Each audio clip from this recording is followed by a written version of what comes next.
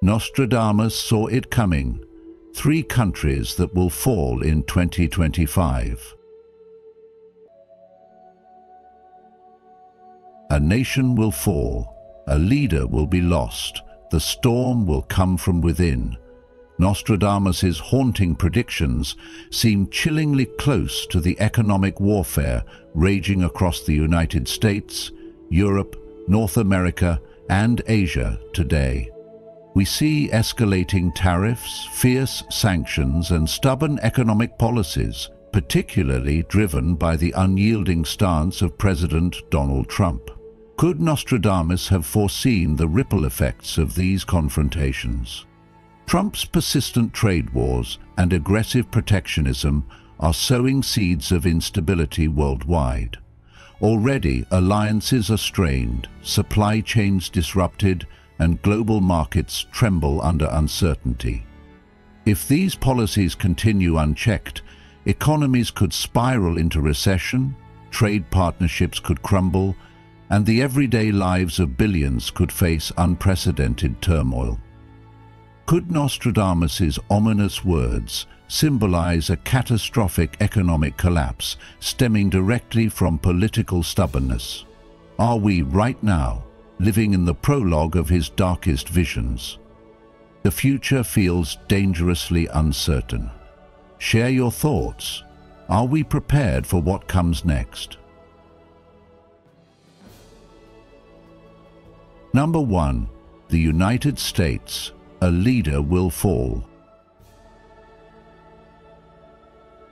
Nostradamus's cryptic writings have stirred imaginations for centuries, yet as we navigate through 2025, one prophecy resonates with unsettling precision.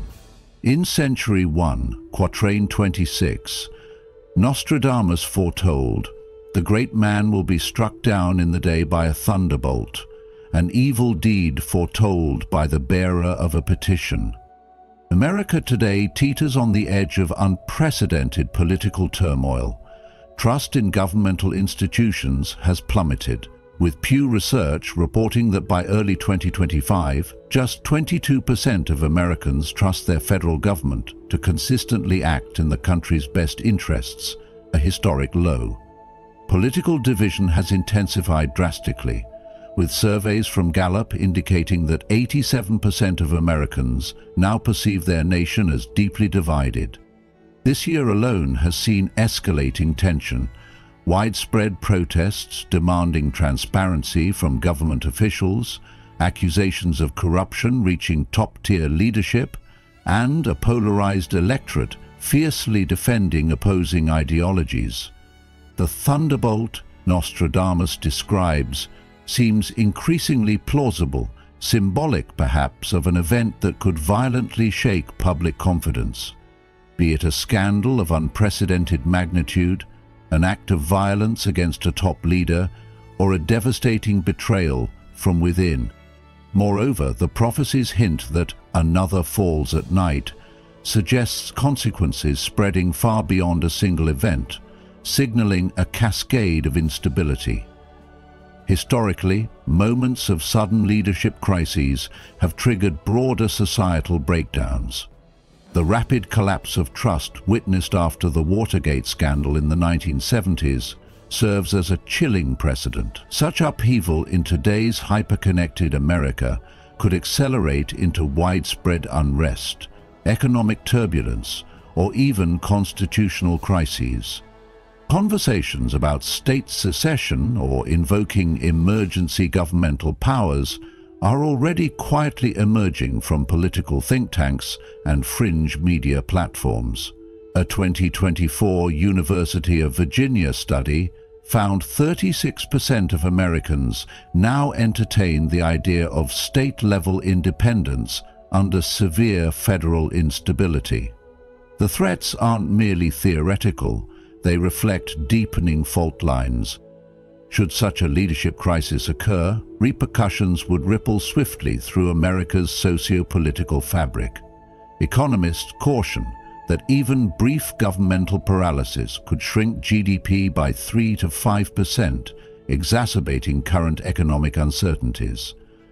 Sociologists warn of increased civil unrest, pointing to the recent 45% rise in politically motivated violence between 2023 and 2025 as an alarming trend. Yet Nostradamus' quatrain doesn't simply predict catastrophe, it implicitly challenges us. How prepared are we as citizens? Leaders, no matter how powerful, ultimately derive authority from the public's resilience and unity. Amid looming threats, awareness and proactive engagement are vital. The essential question for Americans today isn't just about foreseeing the fall of a leader, but confronting our readiness to unite in response. History reminds us repeatedly, nations divided seldom withstand crises without profound scars. As we face uncertainty moving forward in 2025, each of us must recognize our collective responsibility. Let's choose awareness over fear, unity over division, and resilience over chaos. Nostradamus' prophecy may be a grim possibility, but our reaction can determine America's fate. The time to prepare and unite is now. Number 2. France, revolutionary fire rekindled. Let's take a deeper look at Nostradamus' Century 1. Quatrain 14, from the enslaved populace, songs, chants and demands, while princes and lords are held captive in prisons, these will in the future be headless idiots, be received as divine prayers.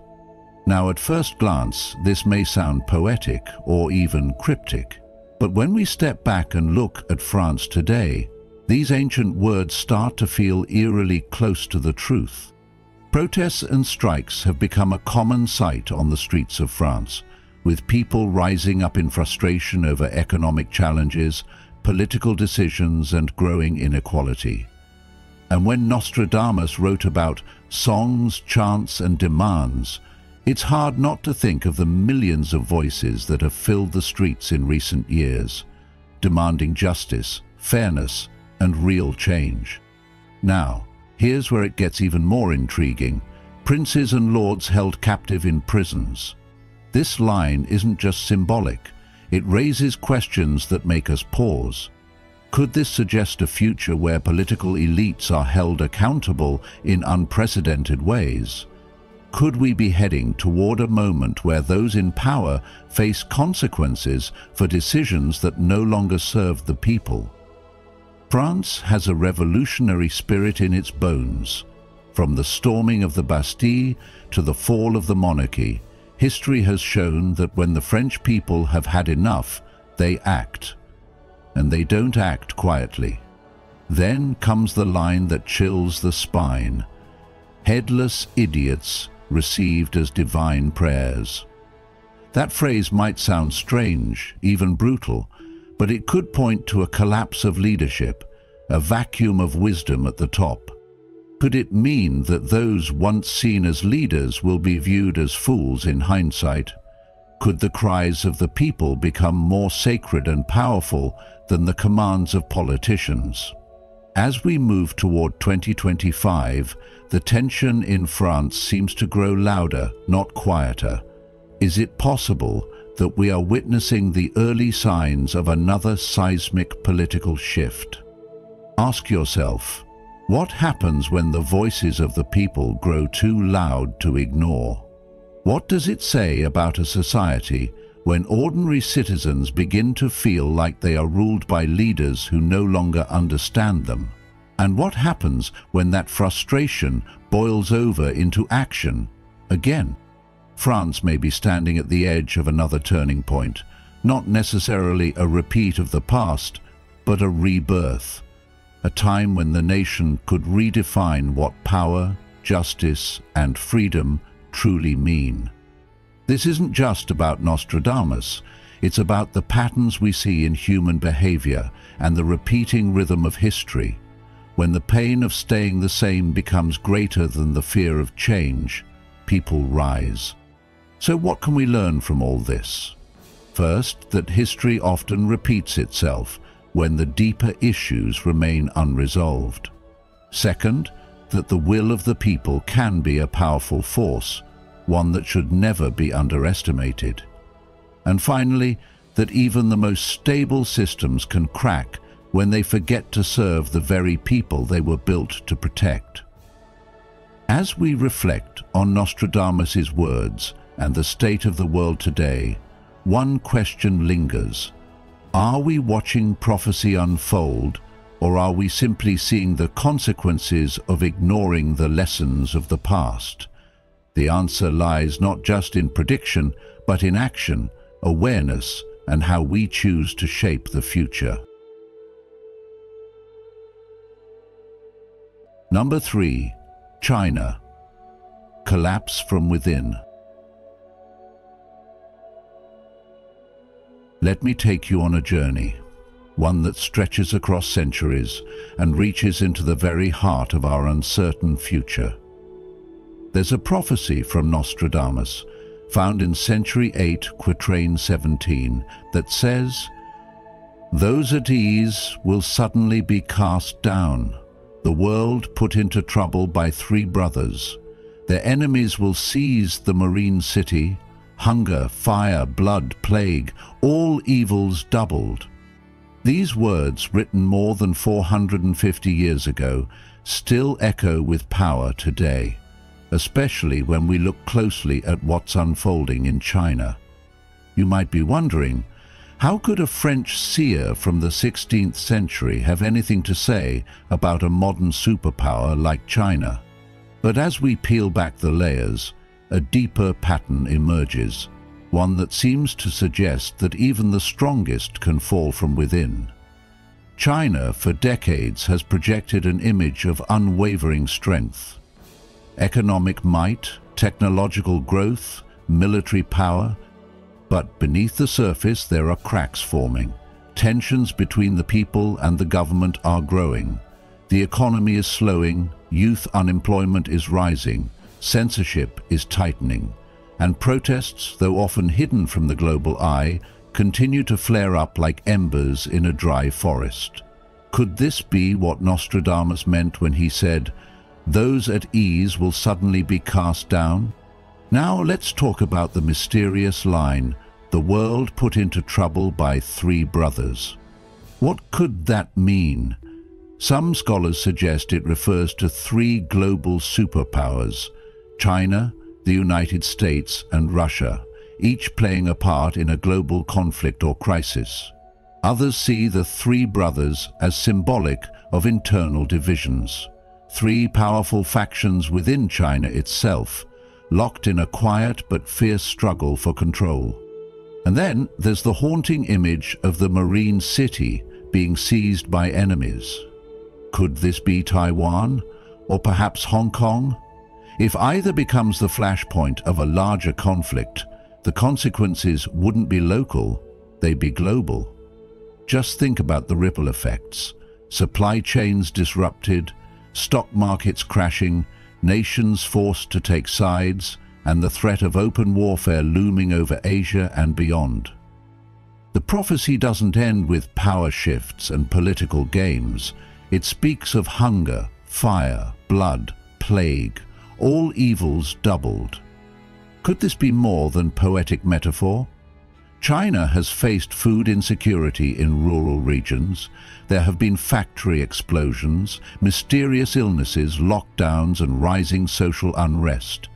Some of these issues are visible to the world, while others remain hidden, silenced by censorship or underreported.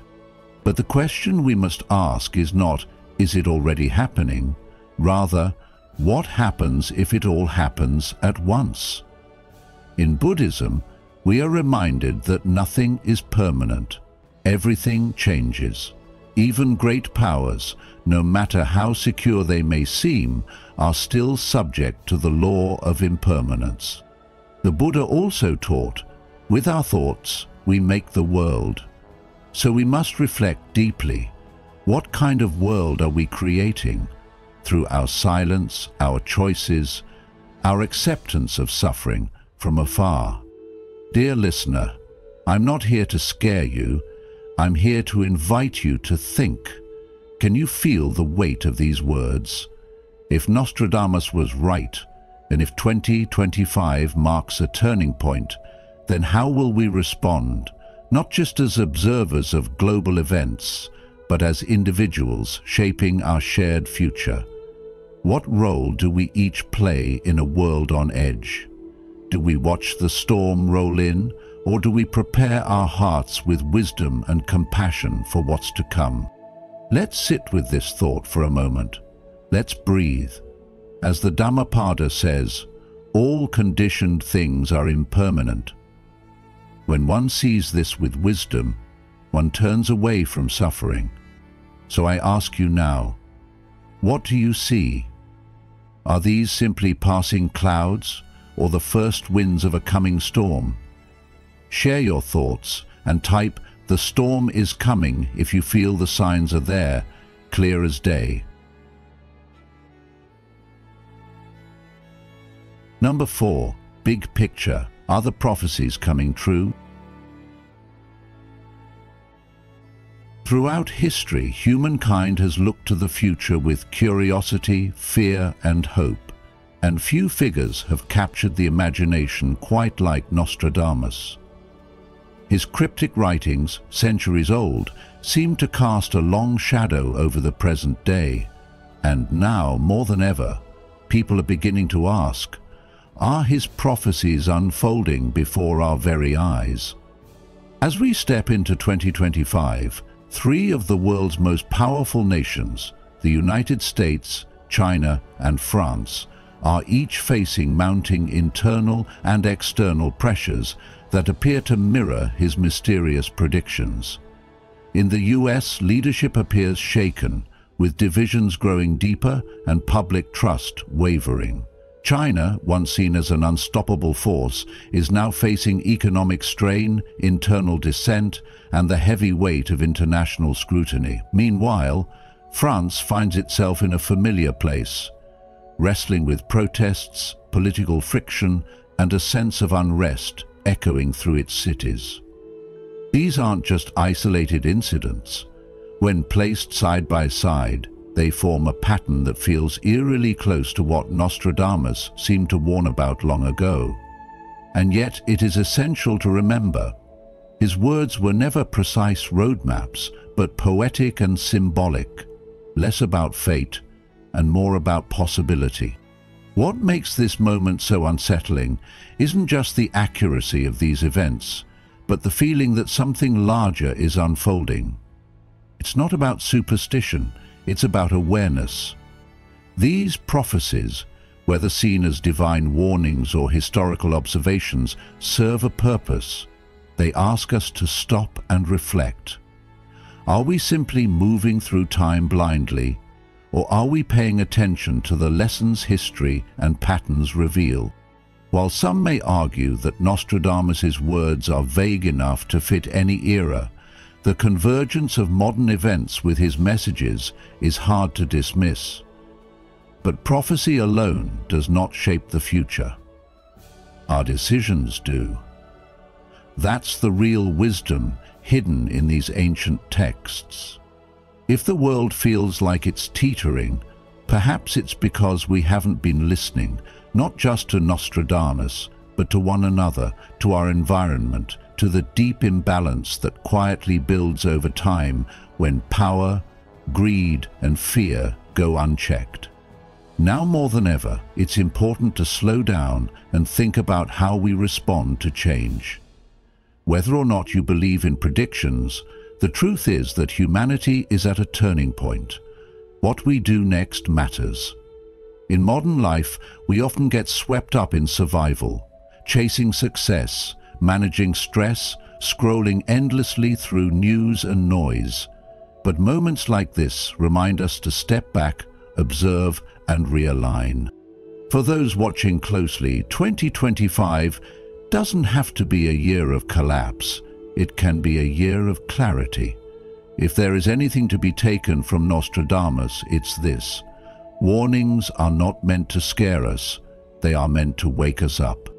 This is the time to reconnect with purpose, with values, with each other. Those who pause, pay attention and prepare, not just with resources but with wisdom and compassion, will be the ones who help steady the course for future generations. The mystery of what lies ahead doesn't have to be terrifying. It can be a call to grow. So as we reflect on these ancient prophecies and their echoes in today's world, let's not fall into fear but rise into awareness. Together, thank you for watching today's video.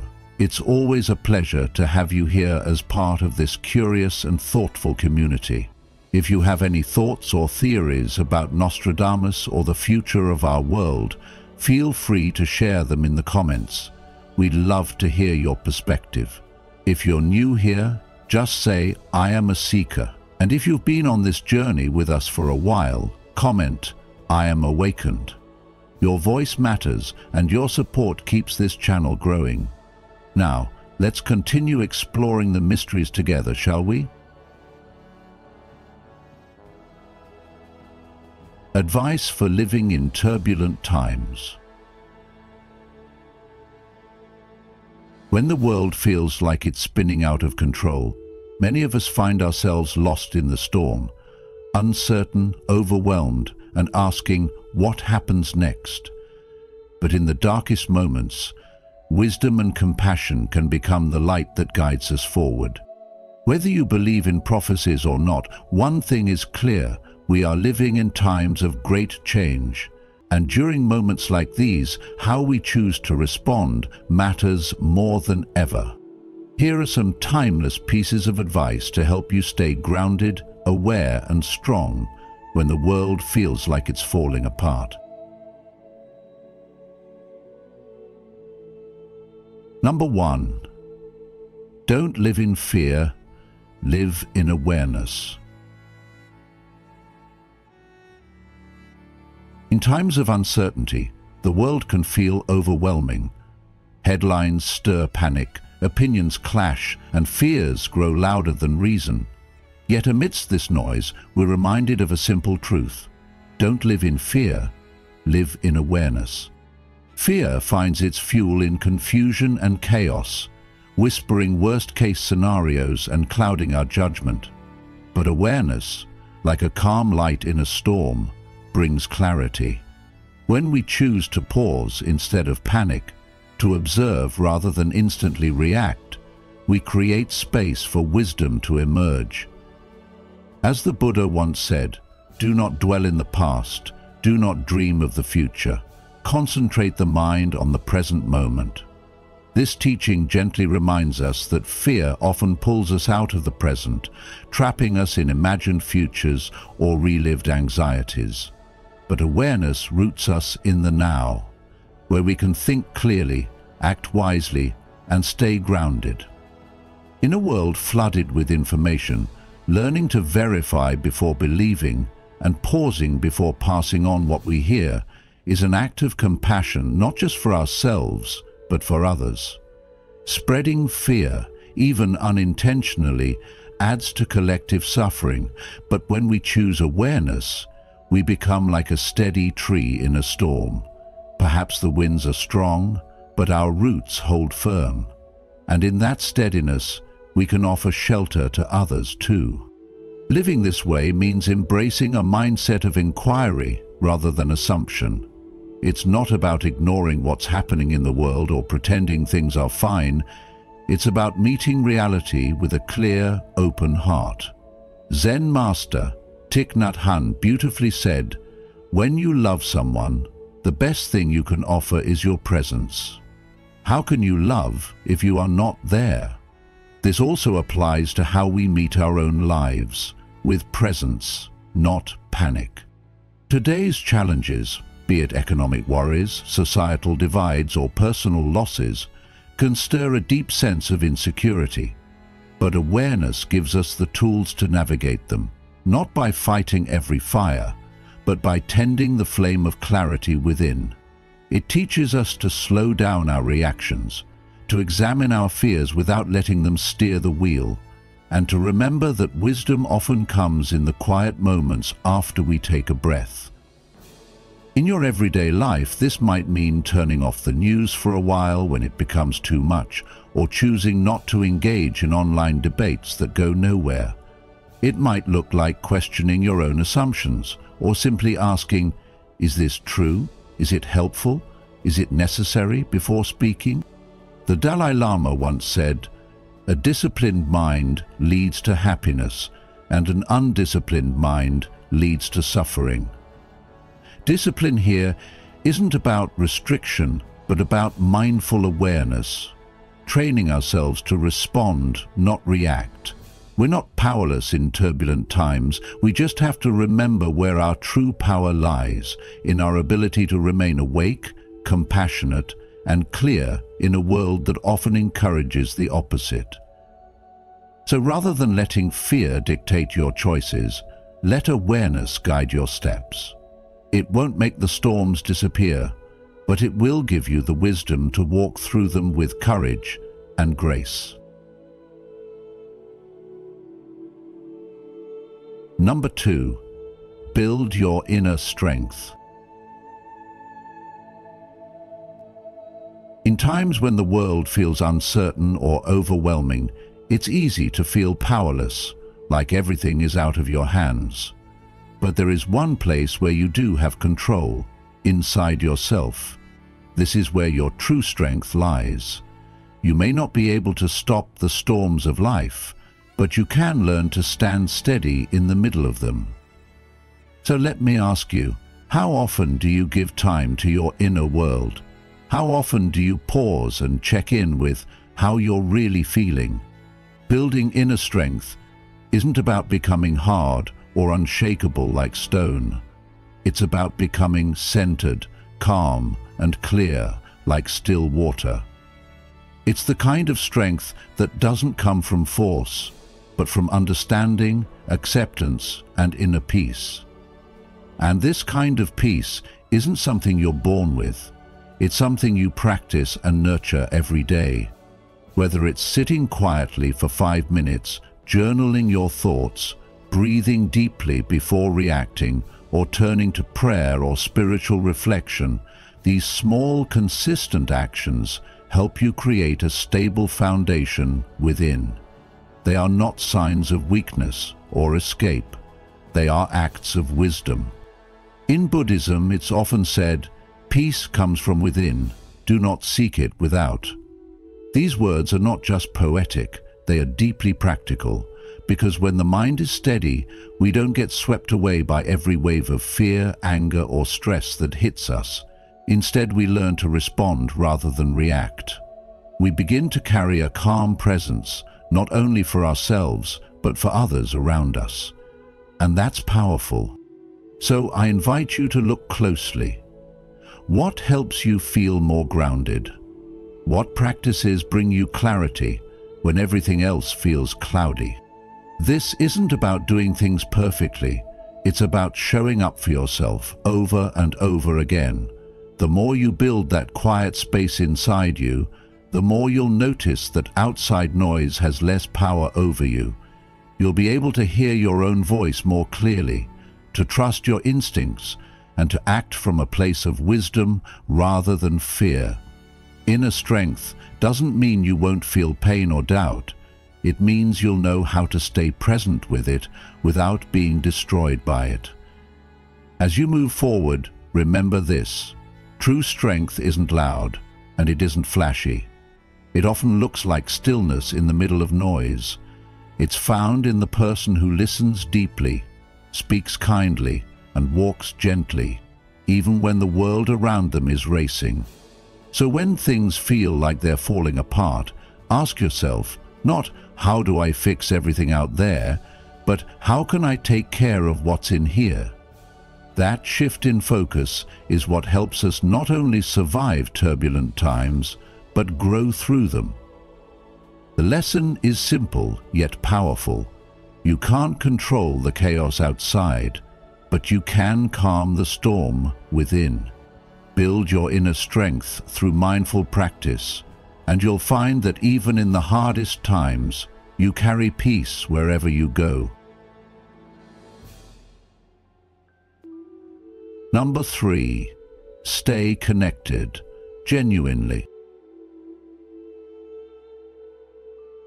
In times of uncertainty and change, it's more important than ever to stay connected, but not just in the superficial way we've grown used to in today's digital world. Real connection, the kind that touches the heart and reminds us we're not alone, is what keeps us steady when everything around us feels like it's shifting. You might scroll through endless updates, photos and statuses and feel like you're in touch, but deep down, you may still carry a quiet loneliness. That's because connection isn't about being online, it's about being present. It's about calling your parents just to ask how their day was, even if nothing big happened. It's about reaching out to a friend who's been quiet lately, not with an emoji or a like, but with your voice or your presence. It's checking in on a neighbor, not because it's a duty, but because you genuinely care. The Buddha once said, "An insincere and evil friend is more to be feared than a wild beast. A wild beast may wound your body, but an evil friend will wound your mind." This reminds us that the quality of our connections is far more important than the quantity. In a time when it's easy to have hundreds of followers but feel unseen, we're invited to look deeper. Who really sees you? And more importantly, who do you truly see? Strong relationships are built on presence, trust, and mutual care, not just convenience or appearances. These bonds become the emotional shelter that holds us up during life's storms. When you have someone you can be honest with, cry with, or even just sit in silence with, it becomes much easier to navigate difficult moments. This is not only about receiving comfort, but also about giving it. Sometimes reaching out and offering your kindness is exactly what you need most, too. Compassion works both ways. It heals the giver and the receiver. The Dalai Lama said, "Love and compassion are necessities, not luxuries. Without them, humanity cannot survive." This quote points to something deeper.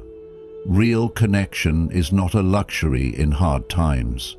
It's a lifeline. So ask yourself, who in your life do you want to reconnect with? Who might be quietly hoping that someone would reach out to them today? And how can you be the one who offers that warmth? These questions open a space for you to act from the heart, not from habit.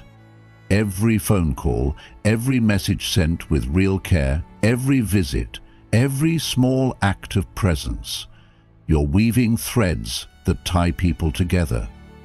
These threads are what make families stronger, friendships deeper, and communities more resilient. And in a world that sometimes feels like it's unraveling, those threads matter more than ever. Remember, the strength of a community doesn't come from how many people live in it. It comes from how well those people care for each other. And that begins with you. Not the version of you that's polished for the internet, but the real you. The one who feels, who struggles, who hopes, and who loves. When you lead with your heart, when you show up sincerely, you give others permission to do the same. That kind of authenticity is contagious, and it has the power to heal more than you know. So today, take a step, even a small one, towards someone else. You never know. It might be the very thing you both needed. If you've watched up to this point, you're already taking the first steps toward finding peace and clarity in turbulent times. Comment below with "steady mind" to affirm your commitment to staying grounded no matter what life throws your way. Don't go anywhere. There's still so much wisdom ahead that can help you navigate chaos with calm and courage. Stay with us until the end to discover the insights that can bring balance to your life. Number 4. Learn to adapt instead of resisting change. In times of uncertainty and turmoil, one of the most important skills we can develop is the ability to adapt rather than resist change. Everything around us, our careers, relationships, health, even our beliefs, is in a constant state of motion. This is not a flaw in life, it is life. The seasons shift, technology evolves, economies rise and fall, and people come and go. Yet many of us struggle because we try to hold tightly to the way things were, believing that stability only exists when things stay the same. But clinging too hard to what no longer serves us causes suffering. It's like gripping a rope too tightly. As it slips away, it only burns your hands. Learning to adapt doesn't mean abandoning who you are or betraying your values. It means having the strength to grow, to adjust your sails when the wind changes direction, and to keep moving forward with purpose rather than getting stuck in resistance. When you can remain rooted in what truly matters, kindness, honesty, compassion, you don't need to fear change because your foundation is solid. In modern life, this lesson is especially vital. The world is moving faster than ever. Maybe you've lost a job due to automation or had to shift careers unexpectedly. Maybe your children see the world differently and you're unsure how to connect. Or maybe your body doesn't feel the same way it used to, and aging feels like a slow letting go of things you once took for granted. These experiences can feel like losses, but they are also invitations to learn, to evolve, and to find new meaning. Adapting might mean learning new skills, seeking different forms of connection, or even slowing down when everything around you seems to be speeding up. It's not easy, but it's often necessary. And when you approach change not as an enemy but as a teacher, something remarkable happens. You begin to suffer less. You start seeing opportunities where you once saw only endings. The Buddhist path teaches us to see impermanence not as a threat, but as a natural part of life's unfolding. When we accept that nothing lasts forever, we stop taking things for granted, and we stop fearing when they shift. A flexible tree weathers the storm better than a rigid one. It sways, it bows, but it does not break. In the same way, when you remain mentally and emotionally flexible, you gain resilience. You're able to pivot, to rethink, and to respond instead of react. And this flexibility, especially during difficult times, is a quiet form of wisdom. It allows you to continue growing instead of becoming bitter. It helps you preserve peace in your heart, even when the world feels chaotic. So let's carry this forward. Be soft where the world is hard. Be open where others may close off. Don't see change as something to fight, but something to work with. Meet it with curiosity rather than fear. Let your values be your compass, and your openness be your strength. Life may not always go the way we planned, but if we can stay rooted and flexible, we'll find that even in the most turbulent times, we can still walk our path with grace. Number 5. Small actions make a big difference. In a world that often feels chaotic, fast-moving and unpredictable, it's easy to think that our individual actions don't count for much. You might feel like you're just one person among billions, wondering, what difference can I really make? But the truth is, even small actions can shape the world in ways you may never fully see. You may not be able to change the entire world, but you can change someone's world. And that is no small thing. A gentle word when someone is feeling low, a smile offered to a stranger who feels unseen, a simple act like opening a door, offering your seat, or sending a message to check in on someone. These may seem like tiny things, but in turbulent times, they become powerful acts of healing. Have you ever had a day where just one kind gesture shifted your whole mood? If it's happened to you, then you already know the quiet power of kindness. Now think about this. How many people's lives could you impact in that same way? Each moment presents a choice. Will I add to the noise, the stress, the fear, or will I offer calm care and compassion? Every time you choose kindness over irritation, presence over distraction, or love over indifference, you're making a conscious decision that sends a ripple outward. One small drop of goodness in your circle can inspire someone else to do the same, and on it goes.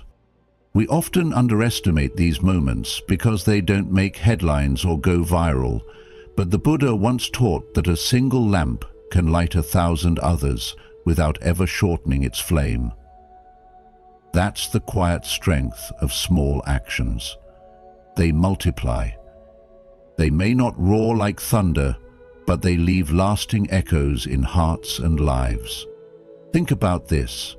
What if your one kind gesture today becomes the reason someone else finds the strength to keep going? What if your encouragement becomes the seed that grows into someone else's courage? In the grand picture of life, we are all connected. So when you choose to do something good, no matter how small, it doesn't stop with you. It moves through you into the world. Small actions build resilience, not just in your own heart, but in the hearts of those around you. That's how we become strong together. That's how we survive the storm, not by giant leaps, but by steady, quiet steps taken with love. So next time you feel overwhelmed, when the world seems too big or the problems too heavy, pause and ask yourself, what small good can I do right now? Maybe it's listening deeply to a friend. Maybe it's forgiving someone. Maybe it's forgiving yourself. These moments are not insignificant. They are the foundation of a more compassionate world. Remember this lesson. You don't have to do great things to be great. Start where you are, use what you have, do what you can, and always trust that even the smallest light can brighten the darkest night. Number 6. Reconnect with your core values. When the world around you feels like it's spinning out of control, when every headline brings new uncertainty and you're surrounded by noise, fear, or confusion, there is one quiet, powerful place you can return to: your values. These are the deep beliefs that sit quietly within you, often unnoticed, yet they shape who you are and how you respond to life. In turbulent times, your values are not just preferences or opinions. They are your compass. They guide you when the path ahead isn't clear. So take a moment and ask yourself, what do I truly stand for, even when no one's watching? Maybe it's compassion, choosing kindness when it's easier to judge. Maybe it's integrity, doing the right thing even when it's hard. Perhaps it's justice, the courage to speak up for others, or the commitment to live with honesty and humility. Whatever your core values are, let them become your shelter, your anchor in the storm.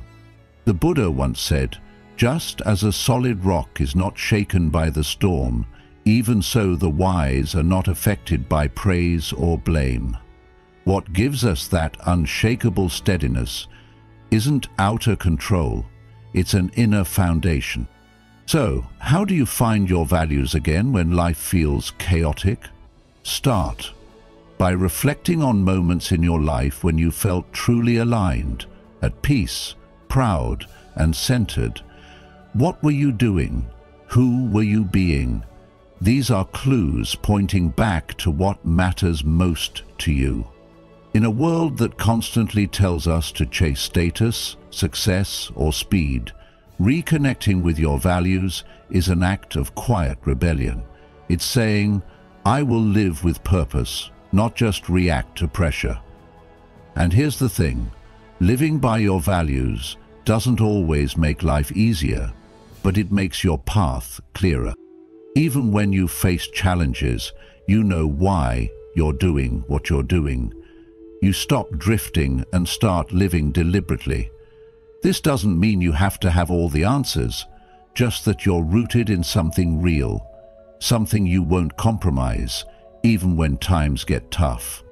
The Buddhist path invites us to develop sila, ethical conduct, as one of the foundations of a peaceful life. This isn't about perfection, but about choosing to live in a way that reduces harm and increases harmony. When you reconnect with your core values, you're not only helping yourself, you're becoming a light for others. You're saying, even in confusion, I choose clarity. Even in chaos, I choose compassion. Isn't that what the world needs more of? People who are grounded, not because life is easy, but because they know who they are. So let me ask you, what are the non-negotiables in your life? What values are so important to you that you'd stand by them even if no one else did? Reflect deeply and then live by them.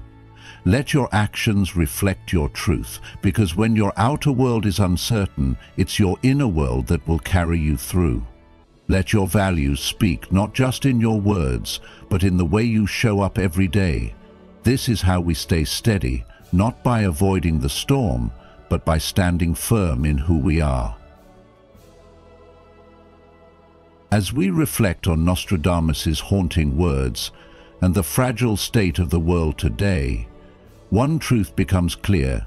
The future isn't just something that happens to us, it's something we help shape through our awareness, our choices, and our compassion. 2025 may bring challenges, but it can also bring awakening. The question is not whether these countries will fall, but whether we will rise with wisdom or retreat in fear. If this video gave you something to think about, I invite you to like, share, and subscribe to the Journey of Wisdom. And don't forget to turn on the notification bell so you won't miss our upcoming explorations into ancient insight and modern truth. Until next time, stay aware, stay grounded, and walk your path with open eyes and an open heart.